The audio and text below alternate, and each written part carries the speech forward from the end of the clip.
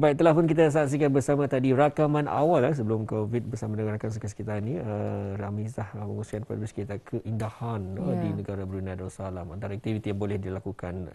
Baik, untuk pertemuan kita pada pagi ni sebelum menutup tirai sampai pagi ni kita mungkin dapat kongsikan. Ya, bercakap tentang keindahan tadi, keindahan ini bukan sahaja alam sekitar tetapi juga keindahan seni lukisan yang terdapat di negara Brunei Darussalam dapat kita nikmati bersama hari ini di studio bersama dengan kita. Dua orang pelukis tempatan yang telah pun kita jemput bersama dengan Yang Mulia Tuan Alias bin Haji Asad dan juga Yang Mulia Awang Haji Rusli bin Haji Kadir. Terus saja kita sapa. Assalamualaikum. Waalaikumsalam. Assalamualaikum Tuan. Waalaikumsalam. Alhamdulillah. Apa khabar Tuan? Alhamdulillah. Alhamdulillah sihat. Jadi boleh ni sambil-sambil kami bertanya ni, bis kita boleh melukis ni. Boleh, insya-Allah. Takut dikuati garang. Insya-Allah. Satu di soal paksa berhenti. Jadi menjadi payah tu pulang tu. Baik, untuk pertama kali mungkin dapat dikongsikan terlebih dahulu Tuan. Sejak bila ni? Bagi mungkin kepada Tuan Alias terlebih dahulu. Tuan, pertama kali sejak bila berkecimpung dalam menjadi seorang pelukisan ni? Saya mula-mula berkecimpung sejak tahun 2010. Tapi minat dari awal dari sekolah sudah lah. Tapi mula-mula fokus setelah kawan ni untuk memberi rupanya sahabat. Yang memberi ni galakan lah. Jadi ikutlah. Asal sama-sama kerja kali yang beri galakan. Kemudian diberinya peralatan apa. Jadi saat 2010 tu lah. Bermula tu bermula fokus kepada jadi orang jadi pelukis. Jadi Tuan Alias rupanya dari tahun 2010. Bagaimana pula dengan sahabat yang memberi galakan ni rupanya Yang Mulia Tuan Haji Rusli bin Haji Kadir. Boleh diceritakan ni bagaimana dan sejak bila melibatkan diri dalam seni lukisan ini Tuan? Terima kasih. Saya berkecimpung dalam bidang seni lukisan ini sejak 30 tahun yang lalu. Sejak tahun 1989 lagi. Di sanalah saya bermula secara mula-mula secara ikut macam ada peraduan apa. Jadi melihat di sana perkembangannya, saya makin lagi ingin untuk menambah lagi untuk menambah ilmu untuk mendalami bidang seni lukis. Ya, kalau diikutkan memang kalau 30 tahunan ini memang banyak perubahan dan juga banyak perubahan dan skill yang dapat kecapi dalam masa tersebut. Jadi mungkin Tuan boleh ceritakan sedikit perbezaan antara dulu-dulu dan sekarang dan apa yang membuatkan Tuan melukis apa yang Tuan dapat hasilkan pada hari ini. Terima kasih. Kalau bagi saya macam dulu-dulunya memanglah melukis ini memang susah juga kan. Pasal dulu barang-barang peralatan melukis ini memang susah untuk didapati. Dan berbeza pada sekarang ini, alat-alat melukis memang banyak terdapat di gedung-gedung perniagaan yang membekalkan kertas-kertas yang berkualiti, warna-warna. Brush juga memainkan peranan. Macam dulu memang susah untuk mencari kanvas pun kita susah. Sekarang kanvas pun sudah ada yang tersedia.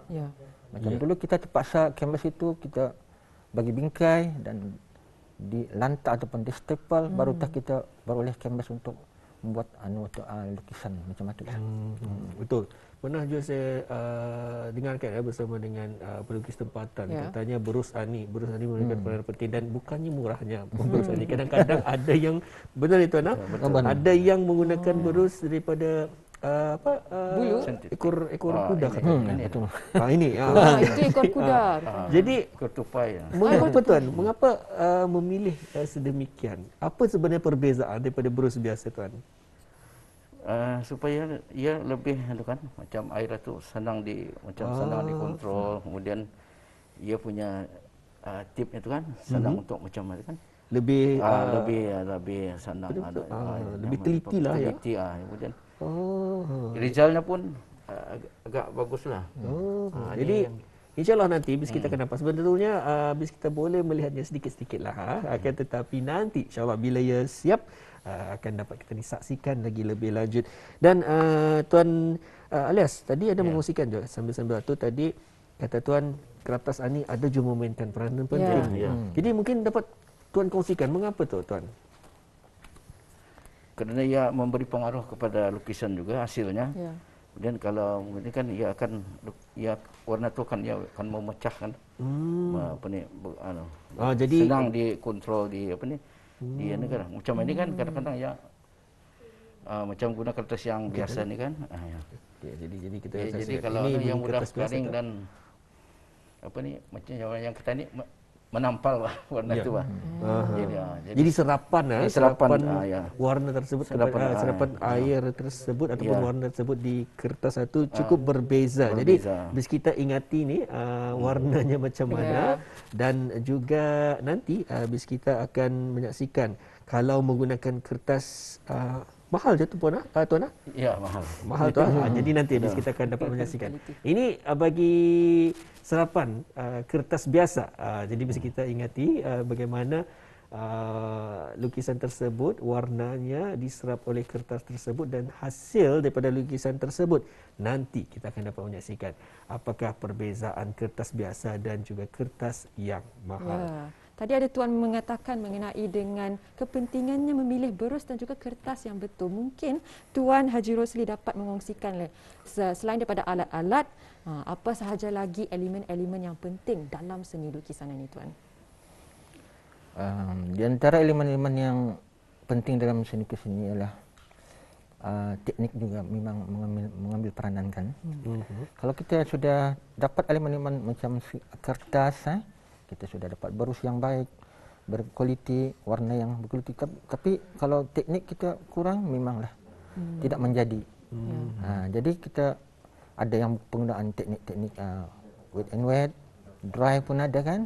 Jadi macam saya gunakan selalu teknik wet saja, dengan menggunakan air yang banyak dan untuk memilih mana-mana tempat yang untuk sesuai dimulakan pewarnaan. Teknik wet dan teknik dry, dan adakah ia berikutan dan berkait dengan apa jenis lukisan ini? Kalau kita ni saksikan masa ini kedua-dua pelukis kita ni sedang melukis dengan cara menggunakan watercolor. Apakah lagi kalau teknik-tekniknya berbeza kalau sekiranya menggunakan watercolor, kalau menggunakan akrilik dan sebagainya, mungkin Tuan boleh jelaskan. Kalau menggunakan watercolor, ia memastikan macam mana warna itu, penggunaan warna itu kan. Pasal apa? Kalau macam akrilik ia lain sikit. Pasal akrilik ini yang memerlukan macam ketebalannya kan. Tabalnya kadang-kadang kita menunggu lagi sampai berjam-jam untuk dikeringkan. Macam itulah. Dan juga warnanya pun memang sukar untuk kita ni tukar kalau menggunakan watercolor ni rasanya macam terlampau merah saja bagi saya. Jadi mungkin cuma itulah caranya Tuan. Baik, untuk ke seterusnya bersama dengan Tuan Alias dan juga Tuan Haji Rosli, mungkin dapat juga mengongsikan pernahkah mengikuti sebarang pameran ataupun pertandingan? Bagi saya hanya ikut pameran lah. Pameran. Setakat ini Tuan pameran di mana? Yang terkini kami ada membuat pameran di Kompleks Mabuhay lah. Pada ketika yang ketika ini yang terkini lah. Kalau dulu saya selalu ikut dianjurkan oleh jabatan-jabatan kerajaan dan kawan-kawan sendirilah yang kami ada macam artis-artis sendiri membuat adalah. Jadi kami ada kumpulan yang dulu membuat satu kumpulan, kemudian kami membuat pameran tersendiri lah. Selain daripada tempat-tempat gilir-gilir sini, kami aktif sejak 2015 lah, setiap tahun tu sampai tahun ini. Setiap tahun, kadang-kadang setahun 2 kali kami membuat ikut pameran lah. Dan juga bersama dengan Tuan Haji Rosli pun juga ikut serta. Memang. Jadi sama ya. Jadi pameran terkini Tuan masih lagi diadakan sehingga bila? Yang maksudnya pameran di Mabuhay? Ya. Sehingga 31 Januari 31 Januari. Dan adakah pameran-pameran tersebut juga bagi mungkin ada yang peminat lukisan-lukisan sedemikian boleh membelinya atau bagaimana tu Tuan? Memanglah kalau ada peminat ataupun pengunjung boleh ada berkunjung ke sana untuk menyaksikan lukisan-lukisan yang kami pamerkan. Ya, di sana bukan saja pameran, ialah pameran dan jualan sebenarnya. Dan kami pun mengadakan mengenakan harga-harga yang berpatutan. Ya. Ya. Ini di kompleks di Mabuhay Ya, ya, ya. bersebelahan dengan apa namanya kedai buku. Macam Betul. betul. Ada pameran-pameran pelukis-pelukis tempatan kita ni dapat kita ni nikmati. Selepas nikmati mungkin boleh kita ni beli. Kalau orang ngalihkan ke sana kemari akan melihat suasana di sana di negara Brunei Darussalam. InsyaAllah menerusi lukisan-lukisan yang dipamerkan oleh narasumber kita pada hari ini juga cukup memadai di kawasan Kampung Air. Ya. Juga ada di kawasan di mana ni tuan yang di atas sekalian ni? Ini sebenarnya tu live sketch tu waktu Bandar Kuceria tahun 2000. Waktu saya duduk di sana di depan atau di Jalan Sultan. Ya. Kemudian saya terus men-sketch sana lah, terus live sketch. Live sketch. Live sketch. Jadi macam memberi orang berfikir yang di mana ni kawasan ni. Itulah pun dijelaskan ya. Jadi keindahan alam sudah menjadi satu inspirasi kepada pelukis-pelukis kita menghasilkan, dan ada perbezaannya dengan menggambar secara digital dan juga melukis ini. Ada juga keunikannya yang dihasilkan. Kalau gambar itu ia menjadi realiti. Tetapi pelukis inilah yang orang dapat menghidupkan suasana demikian. Mungkinlah saja katanya ada perahunya yang melalui lintas di sini ni. Payah digambar, perlu menunggu perahu lagi. Tapi kalau pelukis boleh terus dilukis saja. Baik, untuk seterusnya. Ingin saya tanyakan ni kepada Tuan Haji Rosli. Dari mana ni Tuan mendapatkan sumber inspirasi? Kalau kita ni lihat lukisan-lukisan Tuan, ada dua jenis yang kita ni dapat lihat di sini. Ada jenis pemandangan, ada juga abstrak. Jadi mungkin Tuan boleh beritahu dari mana Tuan selalunya mendapat sumber inspirasi dan jenis lukisan yang Tuan mahir. Terima kasih. Sebenarnya sumber inspirasi ini daripada pelukis-pelukis yang awal lagi seperti macam kalau saya sebut macam Pangeran Datuk Paduka Asmali, Haji Asmali yang pelukis terkenal di negara Brunei Darussalam, dan juga pelukis seperti Yang Mulia Haji Abdul Rahim Ahmad, yang mana lukisan saya ini adalah merupakan lukisan yang berunsur sejarah juga. Di mana saya memaparkan dalam bentuk cat air ataupun warna air ialah sejarah Brunei. Ia memperlihatkan pemandangan Brunei dulu-dulu. Ini sebenarnya yang lukisan yang kedua itu ialah pemandangan Kampung Sembiling Lama dalam tahun 60-an lah. Jadi Kampung Sembiling Lama. Ya. Sebenarnya daripada gambar saya lukis, ia sebenarnya dalam hitam putih dan saya lakarkan dengan bentuk warna yang saya carapkan dalam lukisan saya. Jadi Tuan, kalau melihat ni lukisan di kedua teratas ni, ada gambar Kampung Air sewaktu dahulu di Bandar Seri Begawan dan juga Kampung Sembiling Lama sewaktu 1960. Jadi Tuan mengambil inspirasi daripada pelukis-pelukis tempatan juga dan juga daripada gambar-gambar bersejarah ni Tuan. Bagaimana pula dengan yang di bawah ni Tuan? Ini sebenarnya saya punya abstrak ini sebenarnya adalah masih lagi dalam explore. Saya masih explore lagi kan, iaitu tentang rainforest, tropical rainforest, iaitu hutan bakau. Jadi saya mencarapkan sana hutan bakau itu yang cantik kalau kita benar-benar untuk diilhamkan. Macam itulah bagi saya. Jadi tadi kalau kita ni melihat ini adalah rupanya abstract art, rupanya hutan-hutan belaka. Jadi dapat kita ni lihat sumber inspirasi Tuan itu adalah untuk mendidik mengenai sejarah. Dan apa lagi ni yang menjadikan drive bagi Tuan, yang membagikan inspirasi dan memotivasikan Tuan dalam seni lukisan ini? Terima kasih. Kalau dilihat dalam bentuk lukisan yang saya carapkan ini, ia lebih kepada pendidikan. Macam itulah. Dari segi apa yang kita sampaikan itu ialah untuk memperlihatkan tentang macam mana zaman-zaman itu, macam katanya memperlihatkanlah macam mana zaman 60-an, Dan lukisan yang saya di bawah itu adalah untuk memperlihatkan tentang kecantikan ataupun keindahan negara kita ni juga. Untuk mendidik. Mendidik. Membuatkan mereka berfikir setelah melihat lukisan-lukisan ini. Baik, mungkin boleh ditanyakan. Cerita pergi cerita, nampaknya hasil daripada Tuan Alias sudah pun lengkap.